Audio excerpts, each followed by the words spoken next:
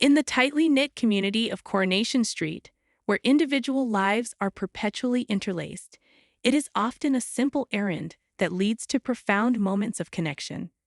Such was the case for the gentle and principled Roy Cropper, whose quest for a packet of sweets set in motion a chain of events that would see him become an unexpected anchor for a young woman caught in a devastating storm of grief.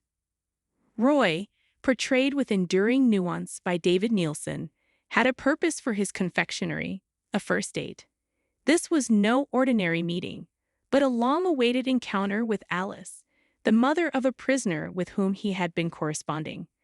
Roy's letter-writing campaign, born from his own traumatic experience of wrongful imprisonment following the false accusation of Lauren Bolton's murder, had evolved into a tender epistolary romance. As hints of affection bloomed within Alice's letters, this date promised a potential new beginning for a man whose life has been marked by loneliness and profound kindness in equal measure. He was, quite literally, on the verge of a fresh chapter. His path, however, detoured through Dev Allahan's corner shop.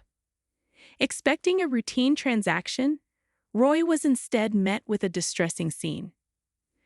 Behind the counter, he found Summer Spellman, Harriet Bibby, in a state of near collapse, her consciousness blurred by alcohol. For Roy, a man governed by order and care, the sight was both shocking and a direct summons to his innate compassion. Summer's presence there was a tragic consequence of overwhelming loss. The recent horrific minibus crash in the Corriedale episode had not only shaken the street, but had personally stolen her remaining pillar of support, her father, Billy Mayhew. While the other passengers escaped, Billy was tragically trapped. In a chilling twist, Theo Silverton, returning to the scene, deliberately fastened Billy's seatbelt, condemning him to perish in the ensuing explosion, a malicious act still unknown to the mourning community. For Summer, this loss was catastrophically compounded, arriving devastatingly soon after the death of Billy's husband, Paul. The dual bereavement had left her emotionally shipwrecked, her world, as Bibby notes, flipped on its head. Acting on sheer, desperate impulse to numb the pain, and with a dangerous disregard for her diabetic condition, Summer had succumbed to the temptation of the shop's alcohol. She was not seeking celebration, but obliteration, a temporary escape from a reality that had become too brutal to bear.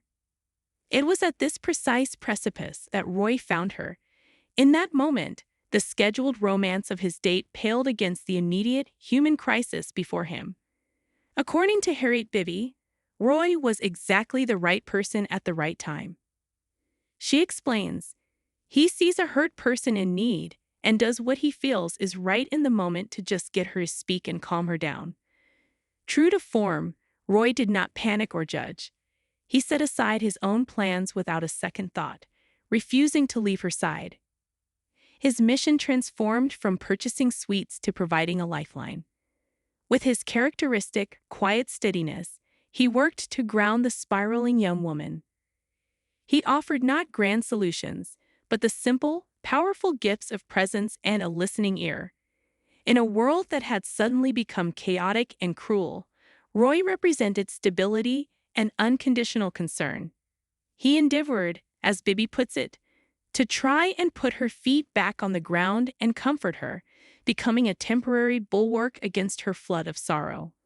His intervention was a critical act of safeguarding, both for her physical health, given her diabetes, and her fragile mental state. This poignant encounter underscores the very essence of Roy Cropper, a man whose own sufferings have forged an unwavering empathy.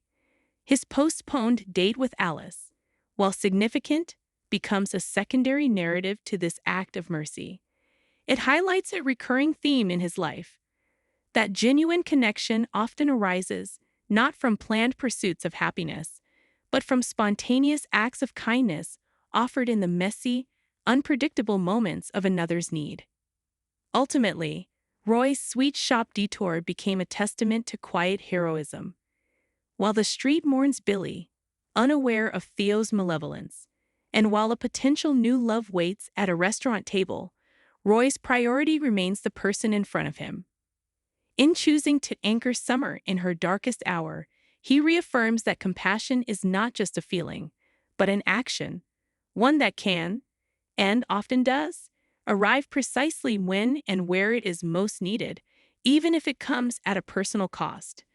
For Summer, in the depths of despair, that compassionate action may have been a first vital step back from the edge.